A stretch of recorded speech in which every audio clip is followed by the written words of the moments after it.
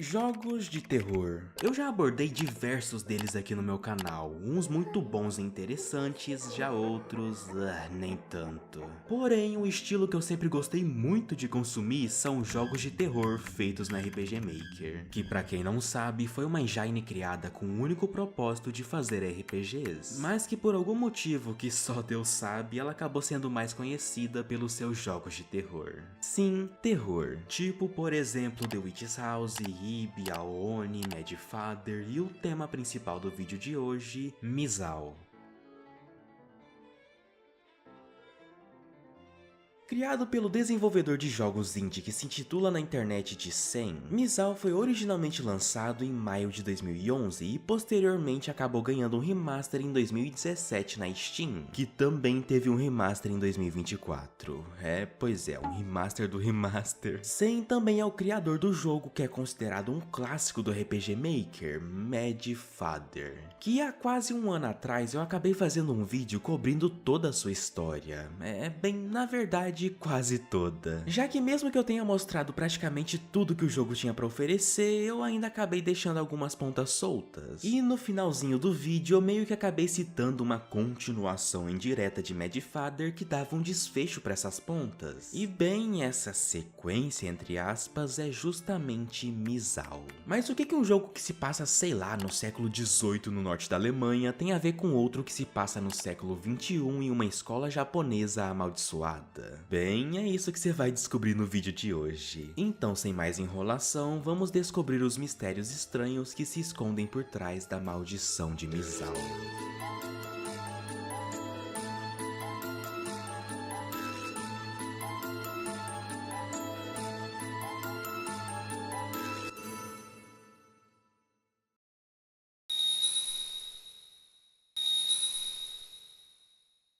O jogo se inicia com a protagonista Aki acordando assustada em sua casa, pois ela pensou ter escutado a voz de sua colega de turma, Misao, na verdade, ex-colega de turma. Pois nos é revelado que a garota está desaparecida há 3 meses e ninguém faz a menor ideia de onde que ela possa estar. Bem, a Aki estava atrasada para a escola e é justamente lá que acabamos conhecendo o grupo principal de personagens. Toma, Ayaka, Yoshino, Saotomi, Kudo e por fim, o professor Kurata. A Aki meio que fica distraída a aula inteira pensando se a voz que ela ouviu mais cedo era realmente da Misao. E o professor até acaba dando uma bronca na garota por ela não estar prestando atenção na sua matéria. Então o jogo corta pro intervalo, onde temos os alunos trocando uma ideia na sala de aula. E aqui vemos que a Ayaka tem uma obsessão muito estranha pelo seu professor, e até comenta sobre um boato de que supostamente o professor gostava bastante de mãos. E se isso já não fosse estranho o suficiente, um grupinho de alunos começa a falar sobre alguns acontecimentos curiosos que vêm ocorrendo na escola, como uma garota sendo arrastada sozinha pelo banheiro, ou as luzes do ginásio caindo do teto e quase acertando as pessoas. Então o Toma e a Yoshino começam a zoar, falando que talvez essa seja a maldição da Misao, já que essas coisas só começaram a acontecer depois que ela sumiu, e nem precisa ser um gênio pra entender que tava rolando um certo bullying pra cima dessa Misao antes dela desaparecer, algo que talvez possa até ter algum envolvimento no seu sumiço. Porém, o clima de descontração deles logo é quebrado quando um tremor muito forte acaba atingindo o local. A sala de aula fica totalmente escura do nada e a Aki começa a se sentir mal e escutar na sua cabeça a voz da garota desaparecida pedindo ajuda. E digamos que não foi um pedido muito amigável.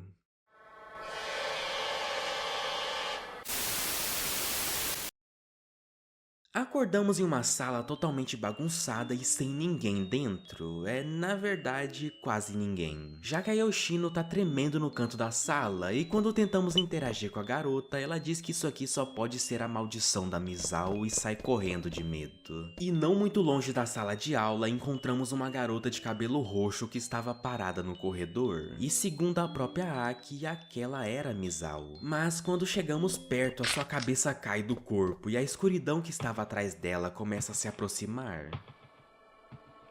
assim forçando a protagonista a fugir dali o mais rápido possível. Durante a nossa fuga, topamos com um garoto de cabelo verde dizendo que isso tudo é culpa dele e que ele precisa encontrar a Misao para resolver essa situação. De novo, dando a entender que os alunos têm um certo envolvimento com o desaparecimento da garota. E falando no diabo, nós a encontramos de novo. Só que quando a Aki tenta encostar na Luna, era só uma ilusão e acabamos sendo arremessados para dentro de um abismo.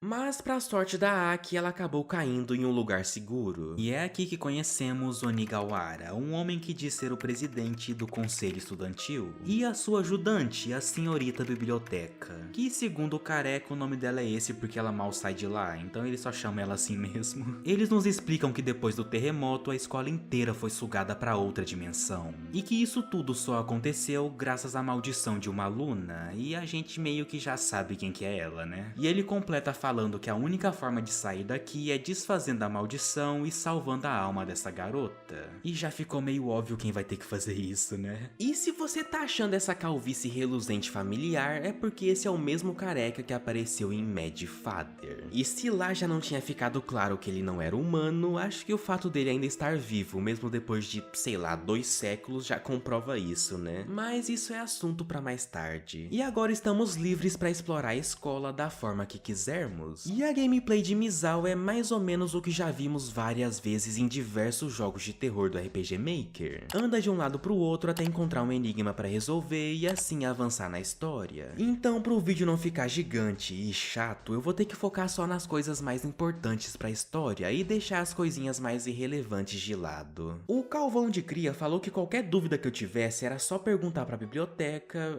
bem, na biblioteca. E chegando no local, ela fica toda empolgada quando a Aki se lembra dela, já que segundo a própria, faz muitos anos desde a última vez que ela conversou com uma pessoa. Então ela acaba pedindo pra nos tornarmos amigos, só que, pô, eu conheço a mina há menos de 2 minutos, então eu acabei dizendo que não. Afinal, o que pode acontecer de ruim?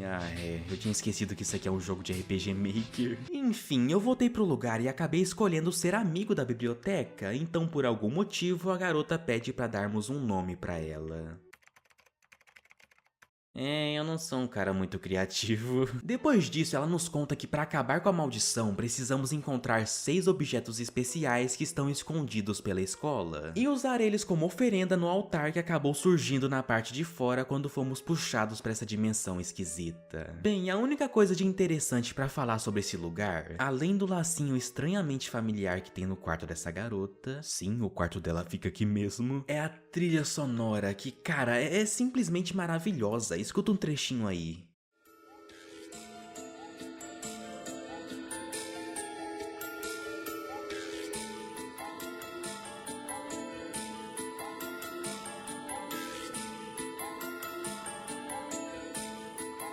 Então, depois de ficar uns 10 minutos apreciando a musiquinha daquela sala, eu comecei a tentar encontrar esses 6 itens especiais. Até que eu acabei entrando numa sala de informática, onde o Toma e a sua namoradinha estavam sendo atacados por uma criatura. Mas não tem por que se preocupar, né? Já que o garoto com certeza vai proteger a sua companheira e... pô, ele simplesmente fugiu de medo. Eu até que tentei ajudar a coitada usando um extintor de incêndio, mas infelizmente já era tarde demais. Só que tinha um computador nessa sala que estava com um monitor vermelho como se quisesse chamar a minha atenção. E chegando perto dele, vemos um poema bem tosco e cafona na tela. E depois de ler isso, a protagonista começa a ter uma visão do passado. Então vemos a Yoshino correndo para dentro da sala de aula e anunciando para todo mundo que ela descobriu que a Misao estava apaixonada pelo Toma. Ela claramente fez isso com a intenção de humilhar publicamente a garota, porém o que ela não esperava era o Toma ir até o fundão e dizer que aceitava namorar com a Misao. E o moleque até passou o número dele pra ela, só que é aquilo, né? Quando a esmola é demais, até o santo desconfia. E bem, dito e feito. No dia seguinte, todos os alunos estão rindo de algo pendurado na parede. E quando a Misao se aproxima, ela vê que o motivo das risadas eram as mensagens que ela tinha trocado com o seu namorado. A garota entra em negação e começa a pensar que foi apenas um mal-entendido, já que segundo ela, o Toma nunca faria isso. Porém, ela acaba flagrando o garoto se engraçando com essa tal de Saotome enquanto os dois zombavam da cara dela. E lembra que eu tinha dito, infelizmente era tarde demais? Pois é, eu retiro o que eu disse, essa mina daí já foi tarde.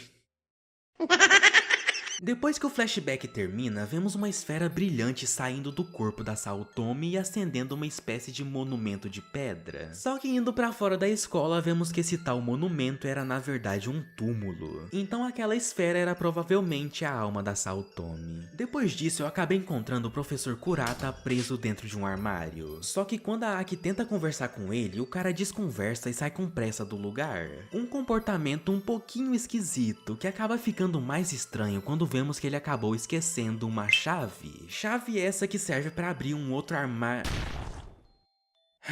Como eu ia dizendo, chave essa que serve para abrir um outro armário onde encontramos um telefone quebrado dentro dele. Assim, finalmente conseguindo o primeiro dos 6 objetos que precisamos para acabar com a maldição. Agora, por que o professor tinha a chave desse armário, eu não faço a menor ideia. Então, depois de me esconder de um homem que tinha uma motosserra, e eu tenho a impressão de que eu já vi esse cara antes, eu acabei chegando em um laboratório. Me mata de uma vez! O lugar é uma bagunça cheia de experimentos e coisas que você definitivamente não deve colocar na boca. E depois de explorar um pouco, eu encontrei a Yoshino amarrado em uma mesa. Só que eu não consegui fazer muita coisa pra ajudar, já que o homem da motosserra começou a voltar pro laboratório, me forçando a esconder dentro de um ursinho de pelúcia gigante, que tinha sangue dentro dele, mas com certeza era de pelúcia, né? Ah, e sim, a Yoshino acabou virando atacante do Vasco. E encostando na alma dela, temos acesso a outra memória da Misao, onde vemos a Yoshino agredindo a garota dentro de um banheiro, e depois disso a sua alma também vai pra dentro de um dos túmulos perto do templo. Depois de ir de Vasco algumas vezes, eu acabei encontrando o covarde do Toma se escondendo dentro de um banheiro. Porém, quando a gente tenta sair daqui, alguma coisa acaba atacando ele, assim forçando a Aki a colocar o moleque pra descansar no quarto da biblioteca. Entrando na sala dos professores, encontramos a Ayaka mexendo nas coisas do professor Kurata. O problema é que depois de alguns minutos acabamos encontrando ela e o professor na enfermaria. A garota tá completamente em choque, mas o homem diz que ela só está assim pois foi atacada por um espírito maligno. Mas que ele tem alguns calmantes em sua mesa que podem ajudar a Ayaka e pede pra Aki buscar eles. Porém, quando vamos de novo para a sala dos professores, não encontramos nenhum calmante. E quando voltamos para a enfermaria, nos deparamos com um Kurata machucado do lado do corpo sem vida da garota. Ele diz que a mesma criatura de antes atacou de novo e ele infelizmente não conseguiu proteger a sua aluna. Então ele me entrega um pacote estranho com um par de mãos dentro que ele diz ter encontrado enquanto investigava a escola. Assim conseguimos o segundo objeto especial. E o homem também menciona que a Misao visitou ele um dia antes de desaparecer, mas ele acabou a ignorando por estar muito ocupado e se pergunta se caso ele tivesse escutado ela, essa situação inteira poderia ter sido evitada. Depois disso eu acabei encontrando uma caverna embaixo da escola. Sim, uma caverna. E depois de explodir uma parede de pedra usando uma planta esquisitinha que eu tinha encontrado no laboratório e morrer algumas vezes de novo, eu acabei encontrando um par de botas com lama, assim conseguindo o terceiro item especial. E depois de usar um taco de beisebol para quebrar um vaso de rosas e pegar uma chave que estava dentro dele, eu entrei em um corredor onde, se você olhar para trás, isso acontece. E usando aquela chave para destrancar a porta do corredor, nós chegamos no ginásio, lugar onde o garoto de cabelo verde estava preso por ter machucado a sua perna. E é aqui que descobrimos que ele era bem próximo da Misao quando mais novo, porém com o tempo ele acabou se afastando dela para não ser zoado por ser amigo de uma menina. E ele continuou ignorando a coitada mesmo sabendo que ela estava sendo perseguida pelos outros alunos. Mas pô, o moleque tá claramente arrependido, eu tenho certeza que a Misao vai perdoar ele.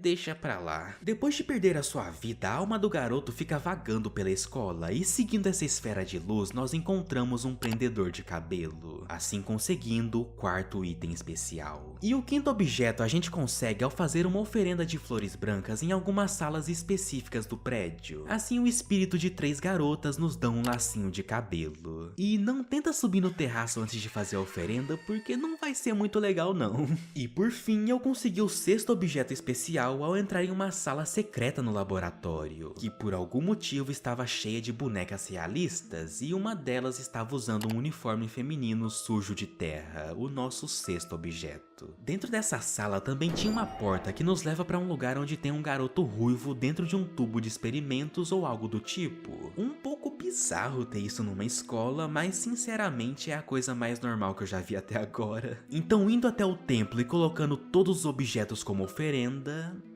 nada aconteceu. Um pouco confuso, eu fui até o careca e perguntei o que tinha acontecido. E ele explica que aqueles 4 túmulos lá fora pertencem às pessoas que em vida conseguiram o desprezo da Misao. 3 deles já foram alimentados com sangue, faltando apenas um. Ou seja, vamos ter que desviver alguém que a Misao odiava pra conseguir fugir desse lugar. E quando eu li isso, eu fui correndo pra biblioteca pra dar uma tacada na cabeça do Toma, porque se tem alguém que merecia isso, era esse moleque. Só que surpreendentemente o jogo não me deixou fazer isso, assim sobrando apenas o professor Kurata. E voltando pra enfermaria, eu realmente tenho a opção de tirar a vida dele, o que não faz muito sentido, já que pô, o cara só ignorou a menina, não é motivo suficiente pra isso. Mas enfim, se é pra um bem maior, eu acho que uma vida não vai fazer diferença, né?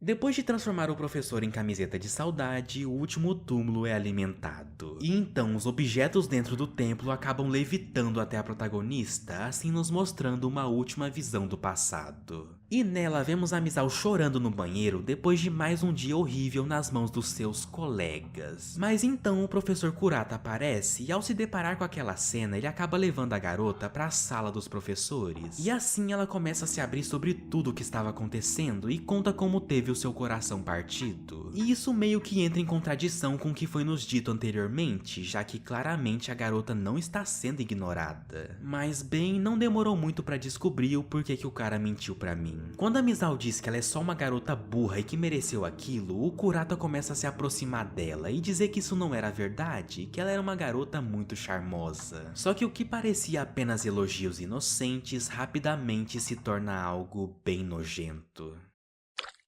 A garota obviamente ficou enojada com a situação e tenta fugir do local, porém a porta estava trancada. E o homem com ódio por ter sido rejeitado acaba dando um fim na garota ali mesmo. E se isso já não fosse perturbador o bastante, ele arrasta o corpo até o banheiro e arranca as mãos dela, terminando com a frase "você agora é minha", revelando que aquele pacote estranho era dele desde o começo. E ele termina essa atrocidade enterrando o corpo da garota em um lugar isolado para ninguém conseguir encontrar ela. Depois disso, a Aki e o Toma acabam voltando pro mundo real. Tudo parece normal, mas ainda tem uma coisa que a protagonista precisa fazer. Indo até o local de sua visão, ela cava um buraco no chão e encontra o corpo de sua colega de classe. A alma dela acaba surgindo e agradecendo a Aki por ter conseguido a encontrar, e então desaparece em nossa frente. O céu antes nublado agora fica claro e radiante, dando a entender que finalmente a maldição acabou. Ou quase isso. Já que o lugar voltou ao normal, a Aki decide ir até o conselho estudantil para tentar agradecer o Onigawara e a biblioteca pela sua ajuda. Porém, chegando no local, ela descobre que aqueles dois nunca estudaram ali. E isso não é a única coisa estranha aqui, já que aparentemente ninguém se lembra das pessoas que perderam a sua vida no outro mundo. É como se eles nunca tivessem existido. Bem, de qualquer forma, não é como se eles fossem fazer falta pro mundo, não é mesmo? Então acho que esse foi um final feliz, certo? As pessoas ruins foram punidas e a alma da garota foi finalmente salva? E é óbvio que não seria tão fácil assim, né? O jogo base acaba aqui mesmo, com o fantasma da Misao aparecendo atrás do Toma, meio que deixando o final em aberto. Mas a gente entende melhor o que tá acontecendo aqui no modo extra do jogo chamado Verdades, onde o Onigawara nos invoca para uma dimensão bem semelhante com a que vimos no finalzinho de Mad Father. E aqui descobrimos que apesar da maldição ter sido desfeita, a alma da Misao ainda está afundada em rancor enquanto atormenta os seus colegas de classe. E por causa disso, ela ainda não conseguiu descansar em paz. Então a gameplay aqui meio que se resume em entrar no inferno pessoal de cada personagem e libertar a sua alma do seu sofrimento. E fazendo isso, cada um deles acaba renascendo como um bebê. Sim, um bebê. A gente também descobre o passado do professor Kurata, que ele era um aluno feio, que era perseguido pelos outros, e aí ele virou esse narcisista esquisito, fanático por mãos. Só que assim, eu tô pouco me lascando pra historinha triste dele. Porque, pô, o cara é Jack, mano, não tem desculpinha pra Jack não, mano, é só paulada na cabeça mesmo. E aqui também vemos que a Ayaka não foi atacada por um espírito maligno coisa nenhuma, mas sim pelo seu próprio professor, já que ela tinha encontrado o segredinho do homem. Depois de libertar a alma de todos, o careca nos entrega um espelho. E assim acabamos encontrando a Misao. Ela deu um jeito de sequestrar o Toma pra esse lugar, pois mesmo depois de tudo, ela ainda não consegue odiar o moleque. Mas o garoto acorda e começa a fugir em desespero de um tal monstro. E é aí que a Misao vê o seu próprio reflexo no espelho, revelando que ela está lentamente se tornando uma aberração por causa do seu ódio. Ela entra em desespero e pede pra não encararmos o seu rosto. Porém, a protagonista acaba ficando com pena da garota, e então faz uma promessa de ser a sua amiga e estar sempre junto com ela daqui pra frente. A Misao, que passou os últimos anos da sua vida sendo atormentada por pessoas desprezíveis, acaba ficando extremamente tocada com esse ato da Aki. Assim, o seu ódio acaba dando lugar à felicidade por finalmente ter uma amiga pra chamar de sua.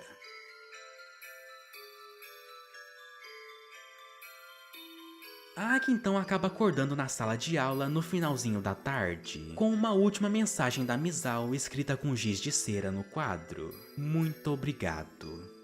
E é assim que a maldição da Misao acaba.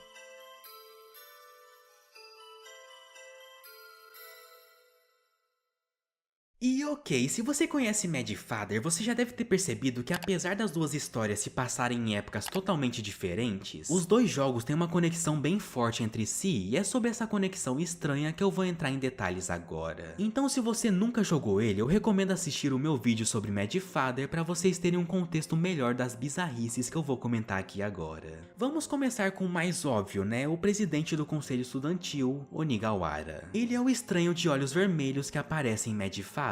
Um homem misterioso e elegante que revela pra Aya sobre a maldição que a sua mãe colocou no seu pai, e também ajuda a garota a sobreviver os eventos da mansão Dreves. Porém, durante o jogo nos é dado várias pistas sobre a sua verdadeira natureza, e a mais óbvia delas era o livro que a mãe da Aya leu pra ela em um dos flashbacks. Um livro sobre um estranho de olhos vermelhos que concedia o poder de amaldiçoar pessoas. E não precisa ser nenhum gênio pra entender que o livro é sobre o careca, né? Foi ele quem deu o poder de amaldiçoar as pessoas para Mônica Dreves e posteriormente para a Misao. Mas por que ele faz isso? A resposta é muito simples. Tédio, simplesmente puro tédio. Ele gosta de dar poder para almas vingativas poderem espalhar o seu ódio em seus agressores, e depois ficar só assistindo o circo pegar fogo de camarote. Mas apesar de suas origens claramente demoníacas, ele não é de todo mal. Na verdade, ele até gosta de pessoas boas, pois segundo o mesmo, esse mundo não teria a menor graça de assistir se apenas existissem lunáticos nele.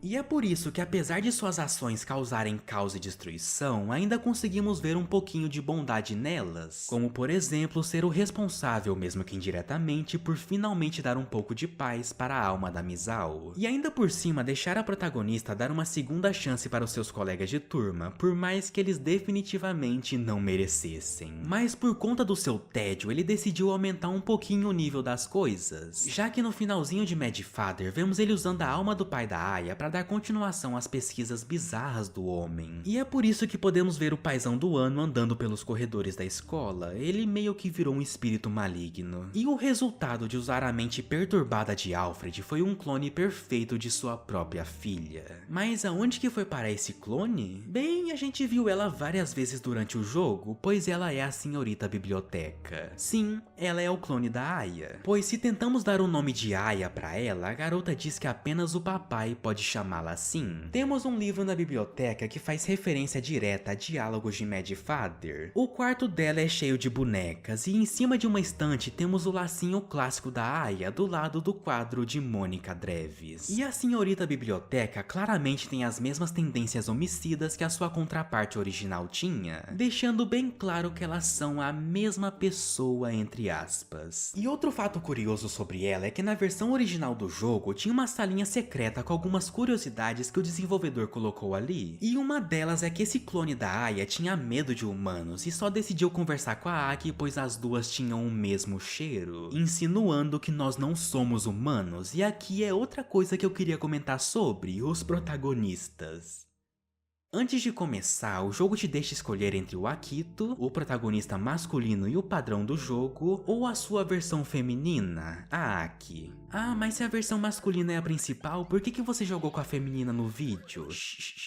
Não grita. Os dois cenários não têm diferenças muito absurdas, porém a mais notável delas são as nossas versões alternativas dentro de um tubo de experiências, dando a entender que os protagonistas também são uma espécie de clone, porém não um clone normal, já que os seus olhos na verdade são vermelhos. Sim, vermelhos. E dá pra ver isso na tela de seleção de personagens e também em uma ceninha do cenário Verdades, onde vemos que os protagonistas usam lentes de contato pra esconder isso. E isso não te lembra um certo alguém? Sim, isso meio que deixa subentendido que a entidade possa ter colocado um pouco de seu DNA nesses clones só pra ver o que acontecia, assim gerando esse híbrido de demônio com humano, o que meio que acabaria explicando um pouquinho das atitudes questionáveis da protagonista. Bem, infelizmente o jogo não se aprofunda mais nisso e também acaba deixando outras coisas em aberto, como o careca aparentemente revivendo a Ayaka no final do jogo por algum motivo, o que aconteceu com as reencarnações dos alunos, qual que era o objetivo do demônio com esses clones que ele tava fazendo, o que aconteceu com a Aya. Quer dizer, meio que a gente já sabe que ela foi de Vasco há muito tempo, mas eu tô falando do tempo dela em vida. Ela conseguiu continuar com aquela clínica falsa dela pra fazer mais vítimas ou ela acabou sendo pega? Não tem como saber porque o jogo não entra mais em detalhes e não fala nada disso. Mas pelo menos as coisas mais relevantes dos dois jogos meio que foram respondidas, né? E cara, Misao foi um jogo muito bom, uma clássica experiência de terror no RPG Maker. O mapa, apesar de ser pequeno, é cheio de segredos e coisas acontecendo nele o tempo todo, o que acaba transformando os cenários mórbidos em lugares bem vivos de se explorar, por mais irônico que seja falar isso. Os personagens, apesar de serem detestáveis, são extremamente carismáticos e marcantes, ao ponto que você acaba nem percebendo a quantidade absurda de diálogo que esse jogo tem. É sério, mano, é muito texto. As formas de ir de arrasta pra cima são extremamente criativas e divertidas de se fazer, ao ponto de que eu quase completei a listinha do Vasco inteira, e sem brincadeira, é a primeira vez que pra mim um jogo conseguiu transformar o meu fracasso em algo divertido. E a história, apesar de não ser uma das melhores, é competente no que faz. Ela consegue te fazer sentir pena da antagonista principal, odiar certos personagens, ficar em dúvida sobre o que sentir em relação a outros e ainda por cima deixa um gostinho de quero mais na boca no final. Gosto esse que provavelmente nunca vai ser saciado, já que eu não imagino uma continuação desse universo saindo tão cedo. Enfim, fazer esse vídeo foi uma experiência muito interessante. Revisitar esses clássicos da internet é algo que eu sempre adoro fazer aqui, ainda mais levando em consideração que isso aqui é meio que um remake do primeiro vídeo do meu canal, o que acaba deixando ele um pouquinho especial pra mim, então eu realmente espero que vocês tenham gostado também. E bem, é isso. Muito obrigado por ter me assistido até aqui e vejo vocês quando eu tiver com vontade de fazer outro vídeo.